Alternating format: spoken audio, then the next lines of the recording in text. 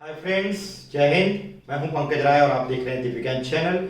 आज मैं आप सभी के लिए एक बहुत ही महत्वपूर्ण टॉपिक लेकर के आया हूं जो कि एनसीईआरटी की टेक्स्ट बुक खास करके कक्षा 6वीं, 7वीं और 8वीं पर आधारित है। तो आज के टॉपिक में मैं सामान्य अध्ययन से जुड़ी हुए तथ्यों के बारे में डिस्कस करूंगा आज की वीडियो में। और यह वीडियो खास करके एनसीईआरटी की टेक्स्ट बुक पर आधारित है।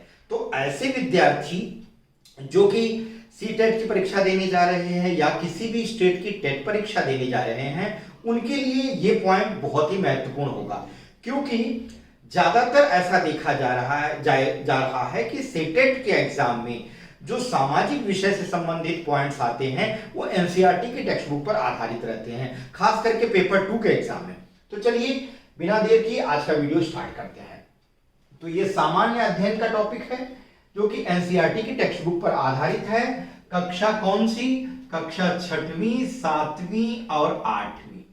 ठीक, इसमें पहली पॉइंट मैंने दिया है जो कि देखिए इसमें कई पॉइंट्स ऐसे हैं जो कि आप पहले से हो सकता है जानते हो, लेकिन बहुत सारे पॉइंट्स ऐसे भी मिलेंगे जो आप नहीं जानते हैं। तो इसलिए मत सोचिएगा कि 1-2 पॉइंट आप जानते हैं तो वीडियो ना देखें, पूरा वीडियो देखें।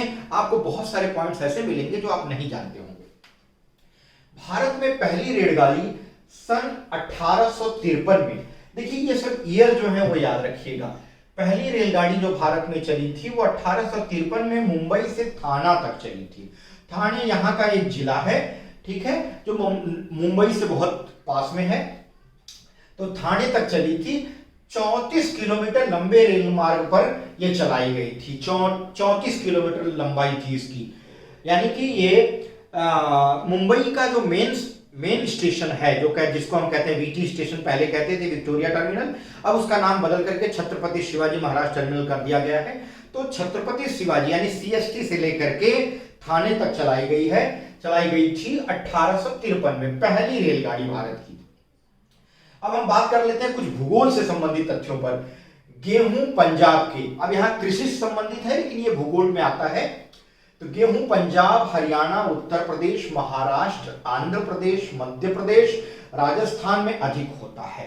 तो गेहूं कहां ज्यादा इसकी पैदावार होती है भारत के कौन कौन से स्टेट में? पंजाब में। दिमाग रखिएगा, पंजाब के ठीक बगल में है हरियाणा और हरियाणा के बगल में उत्तर प्रदेश।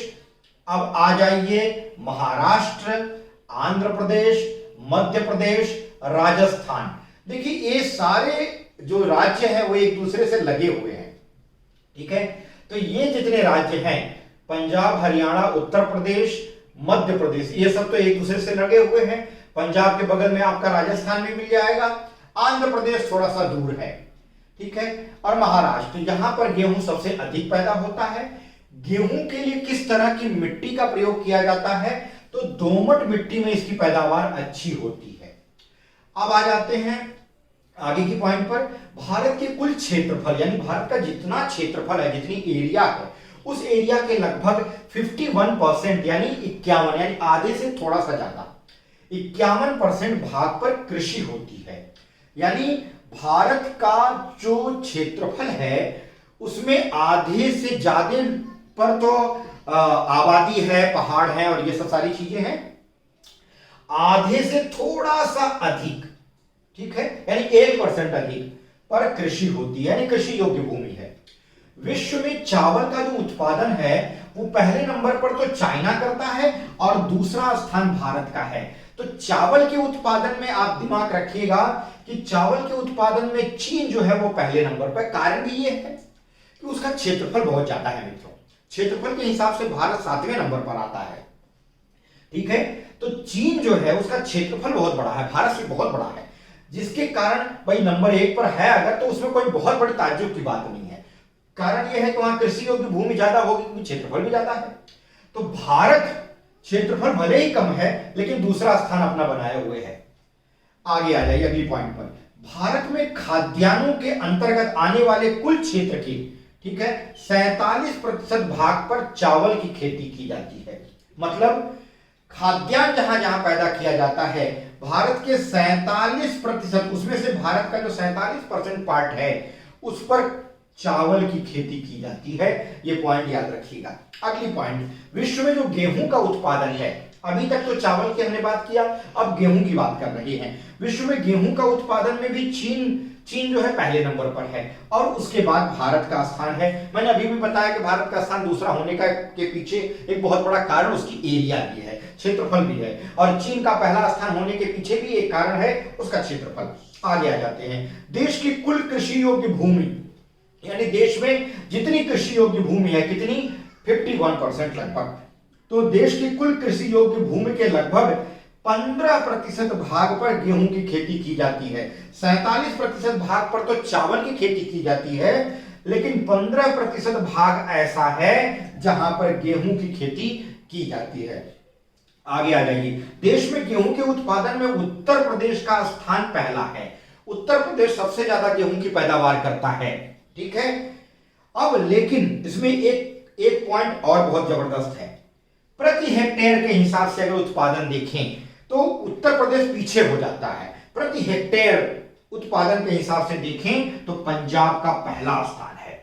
अगली पॉइंट आ जाते हैं, भारत में जो हरित क्रांति हुई थी, ग्रीन रेवोल्यूशन जो हुआ था, उसको लाने का श्रेय डॉक्टर एमएस स्वामीनाथन को जाता है। बहुत ही महत्वपूर्ण पॉइंट है। ये सब एनसीईआरटी की बुक को बाकायदे पढ़ने के बाद, स्टडी करने के बाद जो मैंने नोट्स बनाए हैं अपनी पर्सनल जानकारी के लिए, उसमें से जॉट डाउन करके मैं आपके लिए कुछ पॉइंट्स लाया हूं। तो ये सामाजिक अध्ययन जो है या सामान्य अध्ययन जो है एनसीईआरटी की टेक्स्ट बुक पर, ये आज मैं उसका पहला पार्ट आपको दे रहा हूं, इसके बाद आगे का पार्ट भी देता रहूंगा। तो डॉक्टर एमएस स्वामीनाथन को भारत में हरित क्रांति या ग्रीन रेवोल्यूशन लाने का उनको श्रेय जाता है। भारत में हरित क्रांति की शुरुआत कब हुई थी, एक और महत्वपूर्ण प्रश्न है। तो इसकी शुरुआत मित्रों 1967 और 68 ईस्वी में हुई थी। आगे याद रखिए, ये सन याद रखिएगा। द्वितीय हरित क्रांति, पहली हरित क्रांति तो 1967 और 68 में हुई थी, यानी 1967 और 68 में हुई थी, लेकिन दूसरी हरित क्रांति जो भारत में हुई थी उसकी शुरुआत 1983 से 84 ईस्वी में हुई थी। भारत के प्रमुख परमाणु ऊर्जा केंद्र देख लेते हैं। भारत में कहां कहां प्रमुख परमाणु ऊर्जा केंद्र हैं वो देख लेते हैं। तारापुर पहला है, यहां मैंने लिखा है महाराष्ट्र और गुजरात की सीमा पर इसका स्थान है तारापुर, ठीक है। यहां पर भारत का परमाणु ऊर्जा केंद्र है। रावत भाटा यह राजस्थान में है। कलपक्कम यह तमिलनाडु में है। नरौरा यह उत्तर प्रदेश में है। काकरपारा यह गुजरात में है। कैगा कर्नाटक में है।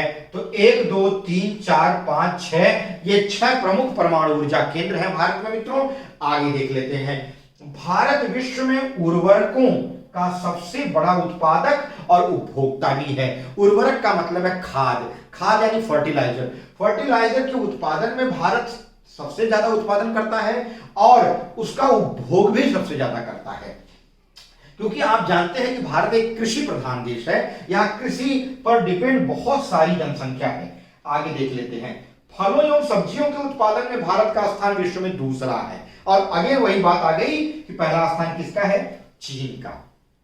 तो मैं समझता हूं आज का ये शॉर्ट या छोटा सा वीडियो जिसमें मैंने आपको सामान्य अध्ययन एनसीईआरटी की टेक्स्ट बुक पर आधारित आपके लिए लाया था, मुझे आशा है कि आप इसे ज्यादा से ज्यादा पसंद करेंगे, कमेंट करेंगे कि अगला पार्ट आप चाह रहे हैं या नहीं चाह रहे हैं। दूसरी चीज, लाइक ज्यादा करिए, भी बहुत मेहनत लगती है एक वीडियो को तैयार करने में, और आप लोग इसे ज्यादा से ज्यादा शेयर करेंगे। ऐसी उम्मीद के साथ अगली वीडियो में फिर मिलेंगे, तब तक के लिए बहुत बहुत धन्यवाद।